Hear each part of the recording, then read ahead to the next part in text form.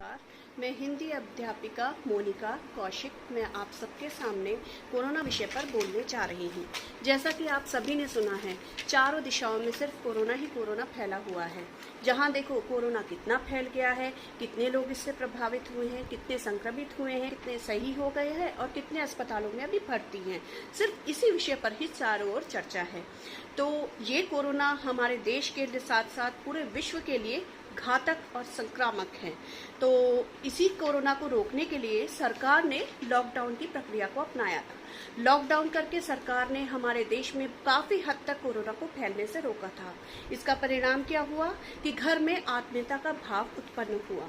वही परिवार जहां माता पिता बच्चे एक साथ नहीं बैठ पाते थे, दादा दादी बच्चों से घुल मिल नहीं पाते थे, उन्हें इस समय एक मौका मिला जिससे उनके अंदर स्नेह, प्रेम और आत्मीयता का भाव उत्पन्न हुआ।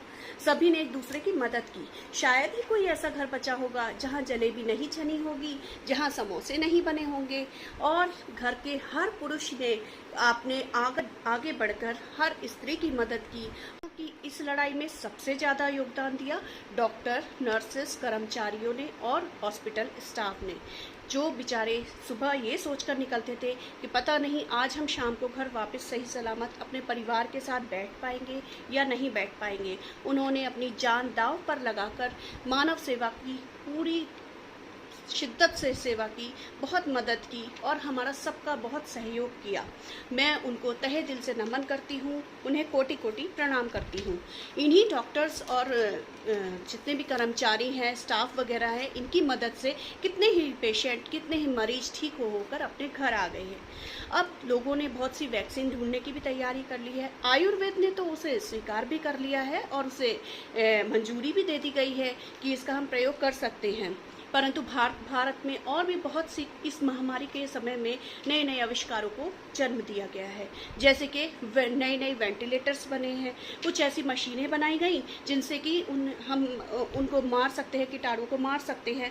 और इसी प्रकार विभिन्न प्रकार के मास्क का प्रयोग किया गया है, विभिन्न प्रकार के रोबोट का निर्माण किया गया जो कि दवाइयों को लेकर मरीजों तक पहुंच जाए और उससे उन्हें बहुत सहायता मिली है। इसमें सबसे बड़ा सहयोग रहा है मानवता का। मानवता एक ऐसा विश्वास है जिसने सारी संपूर्ण मानव जाति को बहुत ऊंचे स्थान पर लाकर खड़ा कर दिया है। कैसे कि यदि हमारे ये मानव सेवा करने वाले डॉक्टर और नर्सेस हमारे साथ न होते तो उससे बड़ा उपकार हमारी मानव जाति पर और कोई नहीं कर पाता। इसलिए तो कहा गया है, परहित सरिस धर्म नहीं भाई, पर पीड़ा नहीं सम अधमाई। धन्यवाद।